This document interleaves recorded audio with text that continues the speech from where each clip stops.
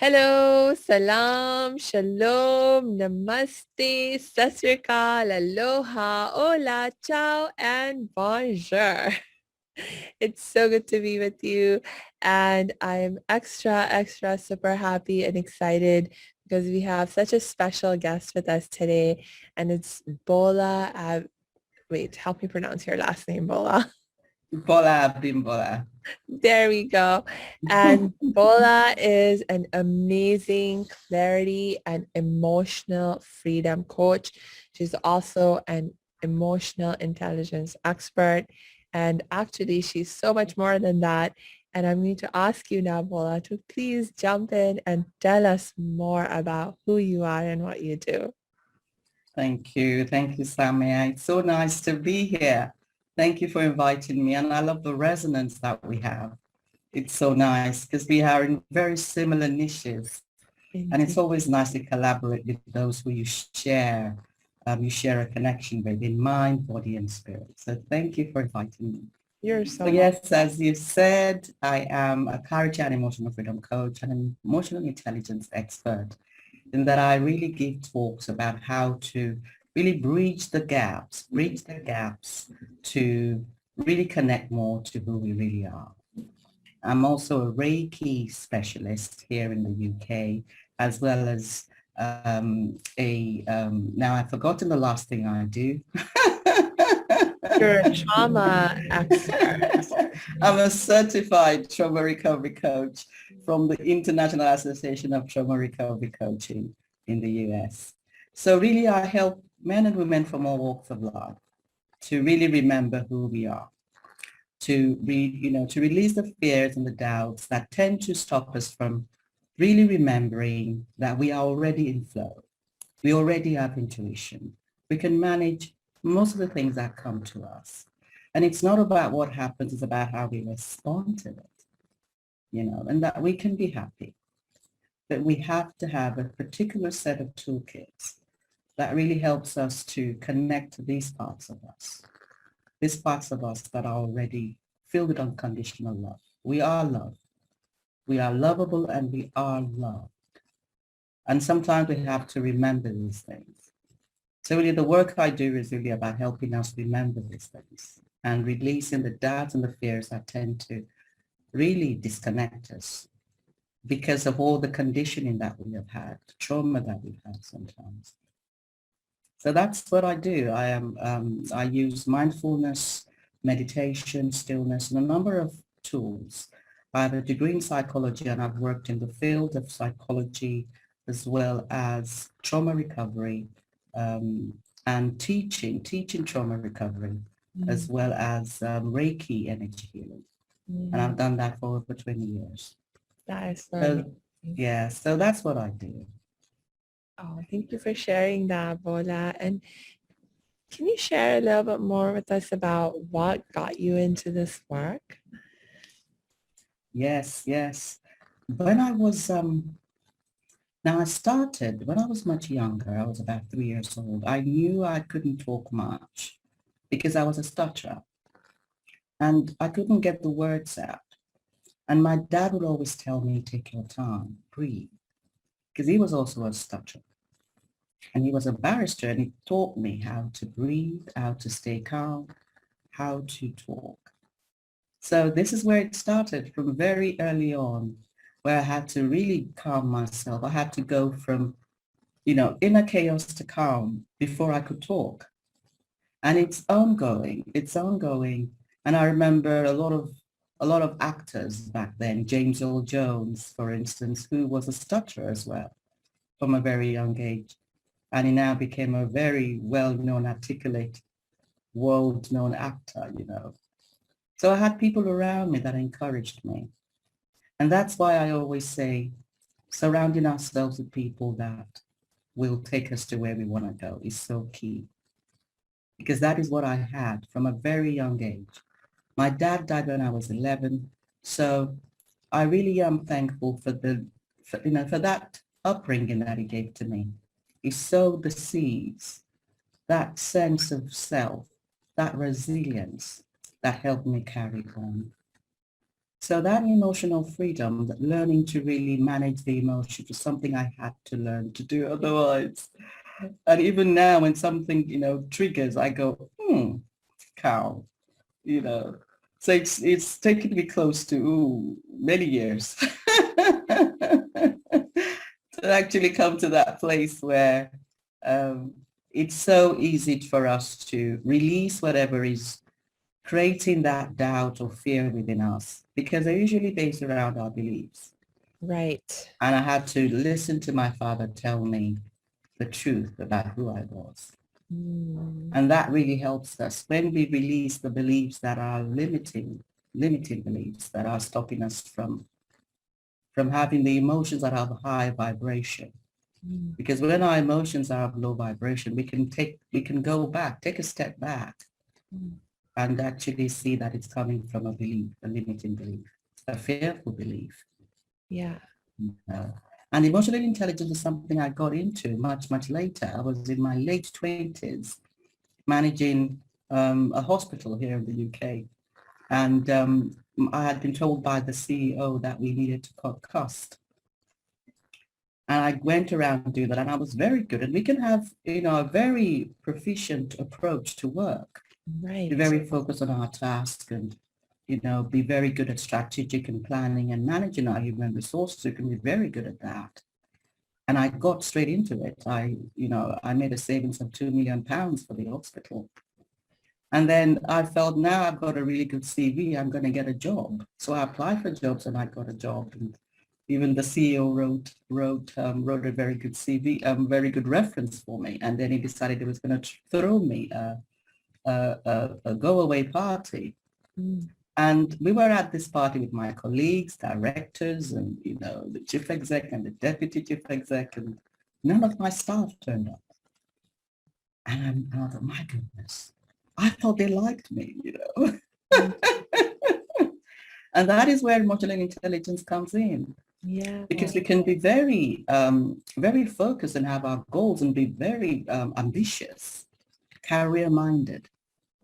But if we do not have an understanding of what's going on around us and about those who are around us and building the relationships that we have, Yeah. we do not achieve the outcomes in the best way.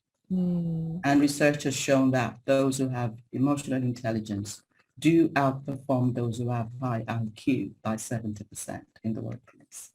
I'm not surprised. Yes. So I was stunned. I was stunned and I thought, oh, actually, I don't only want to,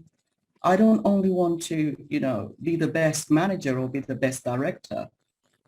I actually want to enjoy what I do as well. Mm. I really want to enjoy my work. I really want to have fun going into work and having fun. Yes. Because you can work and have fun and really get on with those around you and feel appreciated as you appreciate others, Mm. sharing your heart as you connect with the heart of others. You don't always have to have this antagonistic atmospheres that we are all used to. So Yeah. that is how I got into emotional intelligence, when I realized that I wasn't only interested in the work. I Yeah. also wanted to enjoy what I did. That's right. And actually, as you mentioned, that when you work with emotional intelligence, not only do you enjoy yourself more, but actually you are more successful and even more effective. You just have to, it's just that it's a broader perspective on what it means to be successful and effective in the work context. Yes, it is you've got a broader perspective and a happier one, you know. Indeed. Oh my gosh. I'm so glad that you came to that realization for yourself and did something about it in such a concrete way. And now you're not only more happy and peaceful and having more fun yourself, but I'm sure everyone around you that's working with you and so forth is also feeling so much better because of that. Yeah. honestly. It's so important. It's so important to start with the self. It starts with us. Mm. When we understand ourselves a lot more, we understand our emotions, our thoughts, and we know what is limited and what is empowering. And Yeah. we are clear about what we want to let go of. And once we begin to let go of these things, we are freer. We have that emotional freedom. Emotional freedom is not about not having emotions. It's about really not being controlled by emotions, Uh, being able to manage those emotions a bit more. yeah. I know you're a happiness coach, so you know what I'm talking about, you know. So Yeah. it's from that place that we really can connect from the heart, because we're not creatures of logic in that way. We're creatures of the heart, That's so true. you That's just, know. and I think that was like one of the things that I really had to learn in my own journey of healing. I'm a trauma survivor also. I'm a survivor of child sexual abuse. And I know, different survivors, even if you've experienced a similar trauma, we all respond differently and we respond in Yes. ways that are sort of reflective of the personalities and the characteristics that we have. And even though I was a kid when I experienced that sexual abuse, I already had a certain personality that was very much in my head and disconnected from my emotions. And so Yes. after I experienced that trauma, I disconnected from my emotions even more because Yes. I To couldn't survive. figure out, yes, to survive Yeah. because I Yeah. didn't know how to handle my emotions, how to manage them. I couldn't tolerate the intense sense of suffering that I was experiencing. And so I just, my best uh, strategy when I was, you know, in the aftermath for actually several years, I think I was well into my mid-teens before anything other than denial and suppression was able to come up Mm. for me because I just couldn't handle it. And Mm, you were in flow. You yeah, were in flow. You were doing what you needed to do to survive. that's right. And I think it's about accepting that. Yeah. That awareness is so key. And Yes. accepting that we are actually doing the best that Yes. we need to do at that time. We are Yes. already in flow. Mm, But we doubt that we are. It doesn't feel like we are. We're told we should go one way, and that's the one way that all the 7 billion people in the world have to go. There's only one way for all of us. And it's not possible. that- We have a unique path, and it's about being aware of that path, the things that we're exploring, that's right. and being really, accepting of that with compassion, Mm, forgiving ourselves. And when the denial comes in, when that need to forgive comes in, to be quick to do it, to be quick to forgive, to get the help we need to forgive. yeah. Because that dissociation that we did at that time, we needed to do it. But in order to be more wholesome, we have to embrace it Yeah. and look at it and heal that inner child Mm, in order for us to really become whole again. But we needed to disconnect. We needed to lose ourselves because that self that we were holding onto at the time was toxic. yes. It was toxic. Yes. So, but we have to come back to love that toxicity. Yeah. We Yeah. have to transform it back into love. That is so true. That is so true. It's like even when you are in denial, in suppression, it's not like you're wasting your time or anything. You're actually building the capacity to be able to Yes. come back and face that toxicity and to give love to that suffering inner child and so forth. Oh, that's so beautiful. Thank you for sharing that.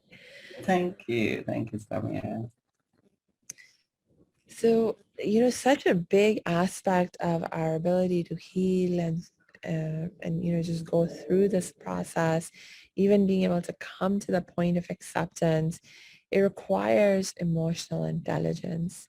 And you are Mm. an emotional intelligence expert. So can you tell me more about emotional intelligence? I think that a lot of people are actually not very familiar with Mm. even the concept of emotional intelligence. So I would love for you to help us dig deeper into that now? Yeah, sure. No. Emotional intelligence, the definition of it is the capacity to understand and manage our emotions and thoughts and feelings, and also about managing our relationships with others in order to get the best outcomes and experiences. So it starts up with our understanding and managing of our own self. Self-awareness. There are four pillars of emotional intelligence. And the first is self-awareness. The second is really about self-management. We become aware and then we manage. And the third is about social awareness, being aware of those around you and certain rules and tips that you can use to become much more aware of what's going on for those around you. And the fourth pillar is relationship management. And this is where we're really getting into a place where we are enjoying the connections that we're having. We're surrounding ourselves with those that we really resonate with. But the first place to start, because the pillars build on each other. You cannot become socially aware if you are not self-aware. First of all, we have to be aware of ourselves. Be really clear about what it is that we have within us that is limiting us. And sometimes that is the scariest place to go because we've had to run away from those limits. And it's easier to deny and be dishonest with ourselves. So self-awareness is not an easy, it sounds nice, but it's not an easy thing to do. Because this self that we're trying to be aware of is the same self that wants to run away from itself. There's a dilemma there, and that's why sometimes we need help. So self-awareness is that first step, that first pillar where we're understanding, we're being more mindful. There's a mindful focus around the thoughts that we're having. We have about 60,000 to 90,000 thoughts in our heads every day, every single day, but it's about how do we use certain tools that resonate with us to really come to a place where we are aware of what those thoughts are. And it becomes something that we practice every day, mindfulness meditation, to quieten the mind. So we can become aware, because it might at first seem like, the thoughts are whizzing through my head. I'm feeling one way, 1 minute, 1 second, and the next second I'm feeling another way. How am I going to become aware of this thing that seems so wild? But there are tools, and it takes practice. And some of the things that I do in my 2-month workshops and 2-month programs is really about helping those who are ready, because you've got to be ready. It takes diligence.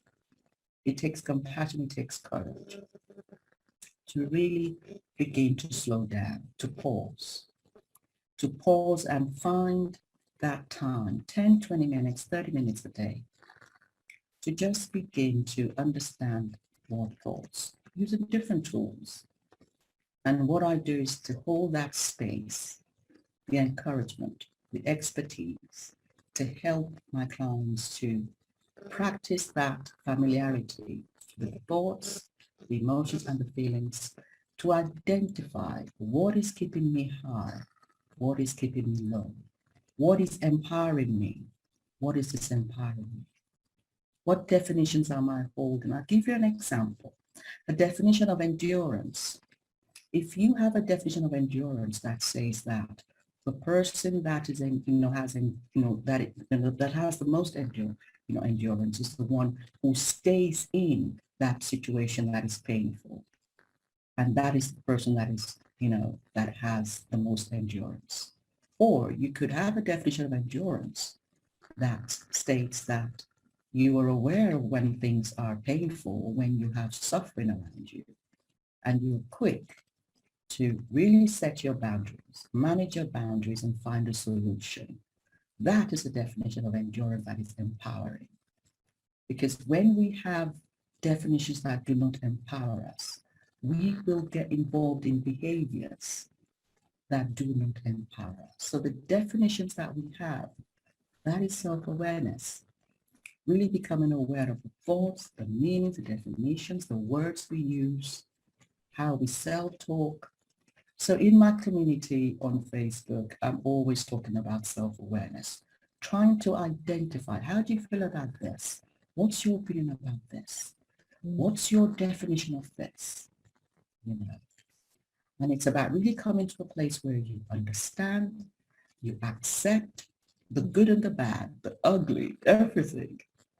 And it's from that place of acceptance and love that you can then begin to release what you no longer need, what is disempowering you. But Yeah. first we have to observe them as detectives, not to relieve them in that sense. Because once you decide you're ready to go to another place, you are no longer going to live in that, in that trauma. You will see the trauma, but you are going to turn it around, reframe it with love and compassion, getting the help that you need. But that is all self-awareness and self-acceptance. And that's the very first pillar of emotional intelligence. I love that. You're so right. I mean, without self-awareness, it's like you can't even begin to understand what the actual problem is that you're dealing with. Uh, I like you gave a beautiful example of what's your definition of endurance. And I know, like for me, a big point of self-awareness happened for me around the definition of courage, you know, because I wanted to be courageous. Like I felt so like small in my life, so scared of everything, and I wanted to be courageous, but I found it so difficult to practice courage because my definition of courage used to be that ability to sort of feel the fear and do it anyway. And I found it so difficult to do it anyway. Like when Yes. I felt fear, it just paralyzed me and I couldn't make myself do anything other than freeze and or run away from It whatever happens to all of us. thing. Yes. Yes. Yes, right? But then one day I was reading and I don't even remember where it was that I was reading or whatever, but somebody was writing about courage and they said actually the root meaning of the word courage is to follow your heart. Yeah. I was like, I what? love that. And what is, oh my gosh. So once I had this new frame of what it means to be courageous, it's like, Yeah. yeah, I can follow my heart. I want to follow my heart. I didn't want to feel the fear and do it anyway, but I want to follow my heart. Yes. Yes. So now I'm Lovely. like happy to live courage. Yes. Yes. And the heart. See, Mm, the heart is really where our truth lies. yeah. You see, a lot of the times we are in the mind, Mhm. and that intuition, that divine essence lies in the heart. And obviously, this is something that we have to connect to. Yeah. It's not obvious actually, but Yeah. it's something we have to connect to. So That's if we feel that connection with the heart, we can feel more inspired. We can yeah. feel more inspired to take Yeah. action or not to take action, because sometimes courage is about silence, Mm, that's so true. about holding back. That is so true. And another thing that I've really discovered in my life is that it's so important to our ability to heal ourselves, to be connecting to our heart. And to connect to our heart, we really need that emotional intelligence. We can't connect to our heart if we're stuck in our minds and in our logical, rational self. No, because the mind is has it's a receiver. The mind, the gut, and our heart. They are the three brains that we have, Mm, and really we can become very focused on the mind. yeah. And there are things that we need the mind to do to really become that holder of more higher value beliefs and thoughts. But that's about it. The values that really guide those thoughts and beliefs, we have to hold in our hearts. And we connect to that by being still, So the different parts of our bodies have different uses, and it's about accepting all of that, accepting all of it, but knowing that our truth lies in the heart. And that takes healing, because we disconnect from the heart when we are traumatized. That's the first thing that we lose, that connection with the heart. So we have to heal the trauma, release the illusion, the lies that we have been told. And we have so many different tools that we use for that. But it takes a lot of letting go, forgiveness, breathing, allowing ourselves to really connect with the different memories that our body has held. Because our body holds memories of pain that no longer serve us, and connecting more to the memories of joy. Because sometimes someone will ask, did you have a happy childhood? And I go, happy childhood? Well, no, I didn't. But then when I think about it, I did. There were parts of my childhood that were happy, even though I suffered childhood sexual abuse as well. But I did have some days when I had fun with my friends on the beach. I had fun on my bike. I had lovely dresses and maxis that my mom bought. So there were memories that we shut away. And the same thing happens in our present. There are memories that we can enhance a lot more. And focus. It's that focus that the mind can have on the negative, which is where we orient towards if we are not recovering, towards the negative memory, the negative beliefs. We can begin to orient more, but it takes the healing. It takes our trauma recovery, our healing, as well as our transformation. Intentional practice with compassion and love is very key. So true. So true. Thank you for sharing that. And I think what we're going to have to do is bring you back again to talk to us more about these things, because we're running out of time right now, but definitely want to talk more about this. So do you have any last thoughts about what we have been sharing so far, just for right now? And then we will for sure bring you back and talk even more. Yes. Yes, I think it's really about encouraging us all to remind ourselves of who we are on a daily basis, because we are being bombarded. We are being conditioned, with all the news around us. And just having that calm toolkit that allows us to switch from the chaos to the calm, having something that we can call on, whether it's breathing, water, whether it's music, exercise, whatever it is that works for us. And feel free to connect with me if you feel that this is something that you would like me to help you with. Yes. And I think this is something that we all need help with sometimes, to remember who we are, to be quicker, to turn that fear into love. Yes. Thank you so much, Bola. And we will add your contact information, your links in the show notes. So everyone can just click on the links. Please just click on the links and connect with Bola. And I'll also drop mine in case you want to get in touch with me. And yeah, I think that's all for right now. And I'm so excited to have you back. Oh, thank you, Samia. It's really great to connect with you and really lovely to be here. Thank you, everyone. Hey, thanks for tuning into this episode. Hope you're getting value out of it. For your information, this episode has been sponsored by the Happiness 101 program. Are you a change maker, coach, trainer, or healer?